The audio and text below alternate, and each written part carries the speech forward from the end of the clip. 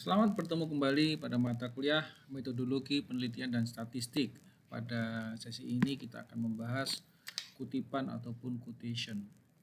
Tujuan pembelajarannya adalah di akhir pembelajaran ini, di akhir sesi ini, diharapkan Taruna dapat menjelaskan tentang cara melakukan sitasi dan menjelaskan contoh-contoh sitasi. Nah, ini khusus menggunakan sistem ataupun stylenya APA. Kutipan, ya. Kutipan itu merupakan pinjaman pendapat dari seseorang pengarang, ya, baik berupa tulisan dalam buku, majalah, surat kabar, bentuk tulisan lainnya maupun dalam bentuk lisan. Jadi semua yang merupakan pendapat orang itu bisa ditulis kembali dan dinamakan sebagai kutipan. Tujuannya adalah pengokohan argumentasi dalam sebuah karangan ataupun makalah. Nah, fungsinya dari kutipan itu merupakan fungsi untuk landasan teori, penguat pendapat penulis. Kalau saya sebagai penulis, maka dikuatkan dengan kutipan dari penulis yang lainnya. Penjelasan suatu uraian yang akan dijelaskan ditambahin dengan kutipan dari orang lain, pendapat orang lain yang sejenis dengan apa yang kita uraikan, dan bahan bukti untuk menunjang pendapat itu. Jadi kalau ingin menunjang pendapat kita perlu mendapatkan paper-paper lain, pendapat orang lain yang menunjang pendapat kita sehingga akan memperkuat argumen kita. Hal yang diperlukan dalam mengutip, ya, yang diperhatikan, satu, memang dipertimbangkan kutipan tersebut diperlukan. Kalau tidak diperlukan, tidak perlu mengutip. Tetapi kalau ada pendapat yang perlu dikutip karena sesuai dengan apa yang ingin kita tonjolkan, ingin kita perkuat, ya, ingin kita fokuskan, maka kita perlu melakukan kutipan. Nah, seorang penulis sangat bertanggung jawab terhadap ketepatan dan ketelitian kutipan. Makanya ini ada khusus cara mengutip. Tidak boleh salah-salah. Nah, kutipan dapat terkait dengan penemuan teori. Rata-rata ketika ada satu teori yang baru dan berkembang atau sebuah kesimpulan dari sebuah penelitian, maka kesimpulan tersebut dapat dijadikan sebuah kutipan. Jangan terlalu banyak memperlukan kutipan langsung, nanti akan dijelaskan. Kutipan langsung itu apa yang dikatakan orang lain, pendapatnya langsung ditulis. Seperti itu adanya, itu adalah kutipan langsung. Ya. Penulis harus memperhatikan jenis kutipannya. Kalau terlalu banyak kutipan langsung, ya karena sebenarnya kutipan itu ada kutipan langsung dan kutipan tak langsung atau tidak langsung. Nah, apapun yang ditulis di pengutipan, kutipan, maka ini nanti akan digunakan sebagai sumber rujukan yang ditulis dalam daftar pustaka. Ada kutipannya tapi daftar pustakanya nggak ada. Ya, kutipannya banyak itu. Biasanya Taruna kalau bikin kutipan tahun 1991, saya heran. Orangnya sama kutipannya sama orangnya sama Taruna tua tulisan ini. Apa ya, sudah 40 tahun nggak ada tulisan baru, ilmu baru. Ya, pengetahuan itu sangat luas. Nah, prinsip mengutip, pengutip tidak boleh mengadakan perubahan baik kata-katanya maupun tekniknya, nggak boleh merubah. Ya, menghilangkan bagian kutipan juga tidak boleh merubah, tidak boleh menghilangkan. Hanya boleh merubah, ya, boleh menghilangkan bagian kutipan dengan syarat penghilangan bagian tersebut tidak menyebabkan perubahan makna. Tidak boleh mengadakan perubahan baik katanya maupun ini lebih kepada kutipan langsung, ya. Langsung. Kalau kutipan tidak langsung, maka ini masih boleh sebagian dihilangkan. Ya. Misalnya tulisannya terlalu panjang, nah, maka kita boleh mengganti titik-titik 3. Jenis kutipan langsung, pinjaman pendapat dengan mengambil secara lengkap kata demi kata, kalimat demi kalimat dari sumber teks asli. Kalau kutipan tak langsung, maka ini adalah pinjaman pendapat mengambil inti sarinya saja. Nah, kita sering menggunakan ini. Kemudian ada kutipan dalam catatan kaki, kutipan atas ucapan lesan, ini juga sering untuk kualitatif. Kutipan dalam kutipan, kita nggak berhasil menemukan referensinya, tetapi ada dalam kutipan papernya orang. Ini juga kadang kita pakai, ataupun kutipan langsung pada materi.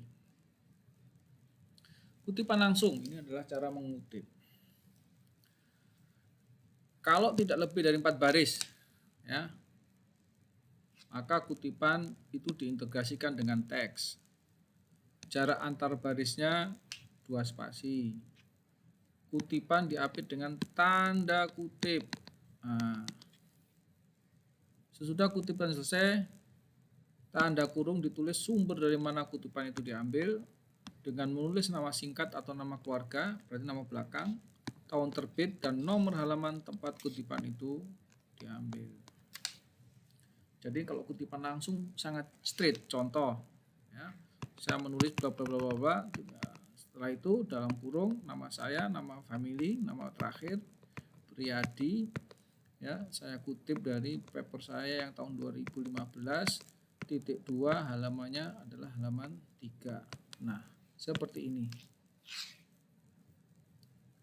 Yang lebih dari 4 baris. Nah, ini kutipan dipisahkan dari teks sejarak 3 spasi. Jarak antar baris kutipan 1 spasi. Dimasukkan 5-7 ketukan, ya, di belakang, ya. Dengan alinea baru maka baris pertama kutipan dimasukkan lagi 5-7 ketukan. Kutipan diapit tanda kutip, ya, ya, atau tidak diapit tanda kutip, di belakang kutipan diberi sumber kutipan seperti pada satu tadi itu contoh di atas. Jadi seperti ini.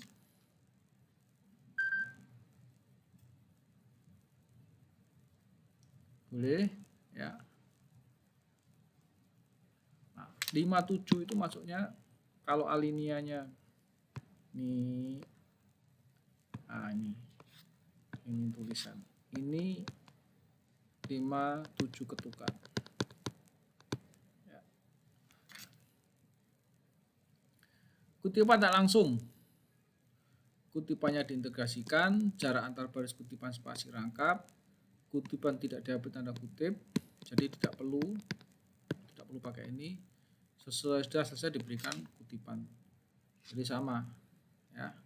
Jadi enggak, misalnya ini kalimatnya, nah, belakangnya langsung nama Priyadi, ya kan, Priyadi, kemudian tahunnya, langsung tutup.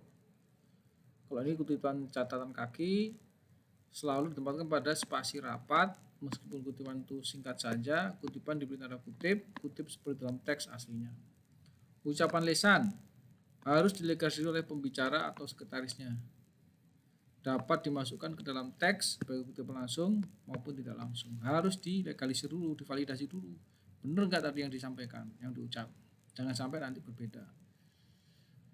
Kutipan dalam kutipan. Nah, artinya terjadi bahwa dalam kutipan terdapat kutipan dengan 2 cara.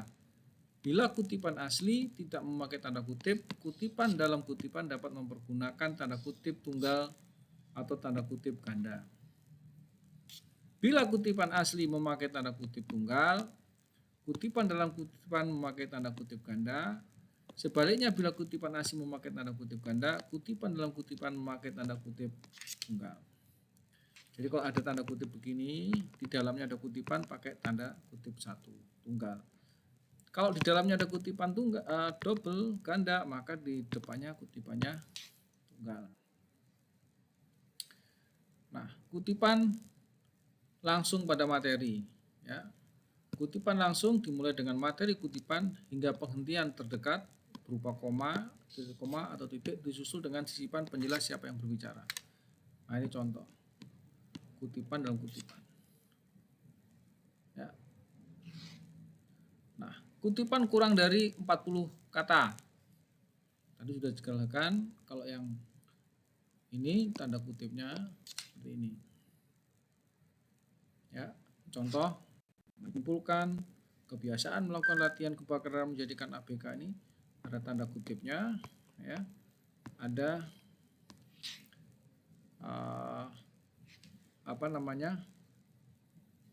tahunnya dan halamannya. Ini adalah pengarangnya. Contoh lagi, kesimpulan dari penjelasan tersebut adalah kebiasaan. Nah, ini yang contoh kedua. Sama, penulis, tahun, halaman. Ini halaman. Ada tanda kutipnya. Jika ada tanda kutip dalam kutipan, digunakan tanda kutip tunggal. Nah, ini tanda kutip ganda, maka ada tanda kutip tunggal. Ada namanya, tahun, dan ada halamannya. Ya, ini contoh misalnya. Kalau kutipannya 40 kata atau lebih, biasanya ditulis tanpa tanda kutip, secara terpisah dari teks yang mendahului, ditulis 1,5 cm dari garis tepi sebelah kiri kanan, diketik dengan spasi tunggal, nomor halaman juga harus ditulis. Ya, seperti biasanya tapi tidak perlu pakai tanda kutip. Kalau berisi 40 kata atau lebih. Ini contohnya. Nggak perlu tanda kutip. Kutipan sebagian dihilangkan, ini karena panjang banget kutipannya, maka boleh digantikan dengan 3 titik. Nah, contohnya ini adalah ada 3 titik, ini contohnya. Kalau yang tidak langsung, maka boleh digunakan bahasa penulis sendiri. Ya, nama penulis bahan kutipan dapat disebut terpadu dalam teks atau disebut dalam kurung bersama tahun penerbitan dan halamannya. Nah, ini contoh kutipan tidak langsung pakai teks sendiri. Tidak perlu tanda kutip. Boleh pakai kalimat kita sendiri. Nah, ini adalah contoh-contoh lain ketika kita menggunakan kutipan yang umum dipakai menggunakan apostrophe. American Psychological ya. Ini adalah dipakai. Ya. Ini contoh quotation ya, di mana selalu menggunakan author last name, nama terakhir ataupun nama family. Contoh di sini Krister ya, 2003. Boleh ditulis di sini ya. Note ini bukan kalimat yang digunakan, tetapi kalau kita lihat di sini ini adalah tanda petik ini adalah kutipan langsung. Ya. Dan juga ada halamannya. Atau boleh juga ditulis di belakang semua seperti ini. Ini adalah nama last name ya. Kalau Antoni Arif Priadi berarti saya Priadi. Ini adalah tahun. Ini adalah halaman. P itu adalah page. Karena halamannya 1. Kalau PP itu berarti halamannya banyak. Ini halaman 5. Tapi kalau misalnya ini halamannya PP 57 berarti halaman 5 sampai dengan 7. Contoh lain adalah paraphrasing. Paraphrasing itu sama ya. Harus juga last name selalu dipakai, year dipakai ya. Kemudian kita tidak perlu pakai tanda kutip ya, karena kita menggunakan paraphrasing. Ini kutipan tidak langsung. Maaf, ini kutipan langsung juga tetapi tidak menggunakan untuk jenis ini. Ya, kalau ada halamannya ya tetap dipakai halamannya. Ini cara menulisnya. Kalau dua author, dua pengarang, maka menggunakan kata and atau menggunakan tanda ini boleh. Ya. Jadi kita bisa pakai ini, ditulis nama akhirnya, halamannya. Atau kalau halaman di bagian terakhir kalimat ditulis seperti ini. Ini namanya, ini juga nama, last name, ini tahunnya, ya, dan ini adalah halaman 1. Kalau 3 sampai 5 sama masih pakai menggunakan uh, ditulis semua, tetapi uh, ini bisa disingkat menjadi et al. Ya, untuk bahasa Latin yang artinya and others. Nah, contoh ditulisnya ini. Kalau ini satu-satu nih sampai 5, 4. Ya. Ini diganti dengan Berkowitz et al. Ya, et al. Tidak ada titik, ya, tidak ada komanya. Et al. Ini juga lihat 5 atau 6, 5 atau lebih, ya, et al. Nah, ini juga et al. Kalau nggak diketahui autornya, ya, fungsi dari sitasi sebaik-baiknya adalah untuk mengetahui sumber itu dari mana.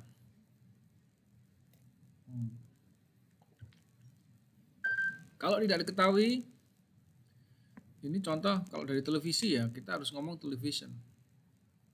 Ya. Kalau memang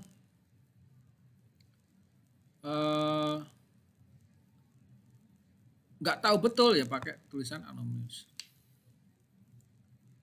Ya. Kalau organisasi, autornya adalah organisasi, maka yang dipakai adalah nama organisasinya lengkap, bukan nama akhir organisasi. Ini contoh Henry J. Kaiser Family Foundation.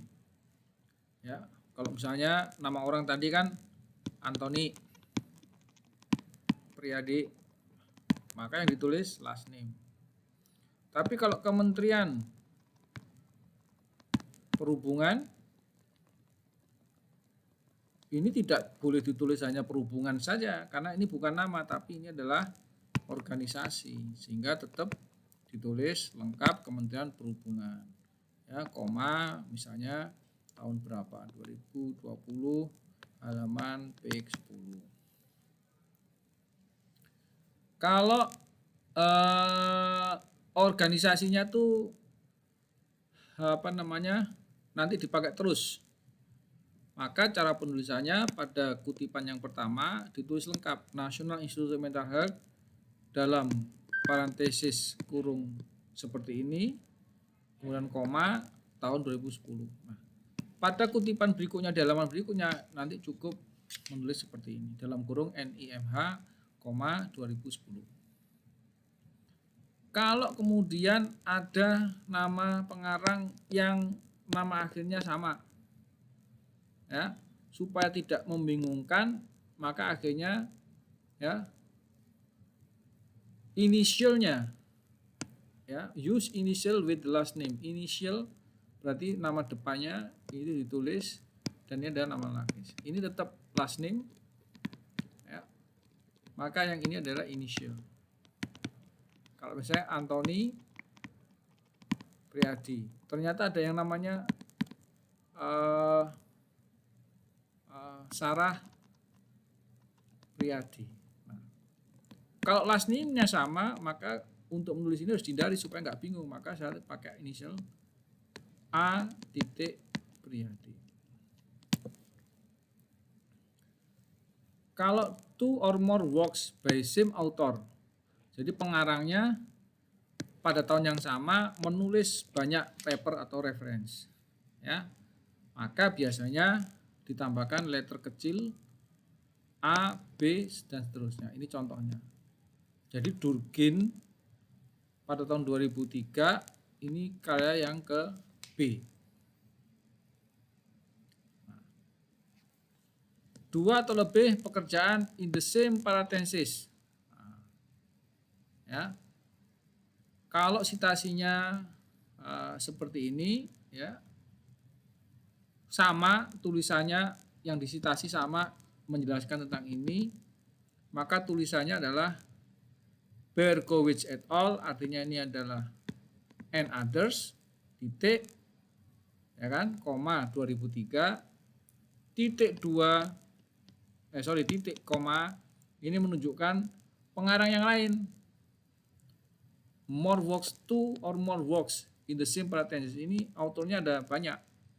yaitu McDuffie et al. Tahun 2002. Artinya yang membahas masalah research tentang ini itu ada 2 peneliti. Yang pertama ini, yang kedua adalah ini. Kalau multiple citation, nah ini dalam one paragraph, satu paragraf, ya. Ini contoh principal Jean Baptiste said. Nah titik ini apa tanda ini ya merupakan tanda kalau ini adalah kutipan langsung. Ya. Personal communication April 10 tahun 2006. Patrice Express bla bla bla bla bla dan seterusnya. Nah, ya kan? Kemudian tinggal diomongin Patrice 2006. Ya. Personal communication. Nah, ini kalau wawancara, kita sering wawancara, taruna banyak yang melakukan skripsinya dengan menggunakan wawancara, ya. Maka harus disampaikan cara menulisnya, ya. Contoh di sini ya. Baik itu personal komunikasi pakai interview, pakai memo dia, letter, email, semua yang sejenis ya. Communication in text only ya. Not in the reference list. Maka kita cara menulisnya seperti ini. F. Johnson namanya, personal communication dilakukan tanggal Oktober 20 tahun 2024. Kalau electronic source ya, sumber-sumber elektronik misalnya online source ya, sumber online tetap harus menyebutkan nama last name dan tahunnya ya. Unknown author ya. Ya. If no author is named in the source, mention the title of the source in signal process. Give the first word or two on the parenthesis. Kalau nggak ada yang ngarang, kita dapat paper nggak tahu kita ngarang, maka judulnya ini judulnya. Ini perlu judul. Intinya nggak kehilangan jejak ini kalimatnya siapa. Ya, ini dikasih tanda kurung buka, kurung tutup. Bukan kurung buka, tanda petik ganda. Unknown date. Kalau unknown date maka ada istilah N.D. Ini adalah no date. Nah, kalau misalnya ada nama orangnya tapi no date nggak tahu kapan. No page number. Nah, ya. Kalau nggak ada halaman pun kita harus mencoba dia ditulis di paragraf berapa, maka di sini ada tulisan para 5. Artinya di paragraf 5. Kalau indirect source, artinya ini kutipan dikutip kutipan dalam kutipan. Artinya kutipan ini kalau kita lihat, if you use source that was cited another source ya, sebagai secondary source, nama original source in your signal process ya, list secondary source in your reference list ya, kemudian pakai as cited in. Nah, contoh former Surgeon General describe, ini ada tanda petik ya kan ya, tanda petik, dia ada tulisan paper yang lain, tanda tutup. Nah, karena kita nggak dapat paper aslinya, tapi kita tahu di referensinya adalah papernya si Krister, maka ditulis di sini as cited, artinya in Krister tahun 2003, artinya apa? Dikutip ya dari Krister 2003 P4 halaman 4. Kira-kira itulah kalau kita menggunakan menggunakan style, EPA style, ini kutipan sangat penting karena taruna dan taruni sering melalaikan meminjam kalimat orang, meminjam kalimat dalam paper yang lain, meminjam kalimat skripsinya orang tanpa dikutip dengan baik. Nah, ini sangat berbahaya. Kenapa? Karena nantinya ini sangat terkait dengan plagiat. Jadi kalau Anda ya menulis pendapat orang lain orang lain tanpa dikutip dan tidak dimasukkan dalam daftar pustaka,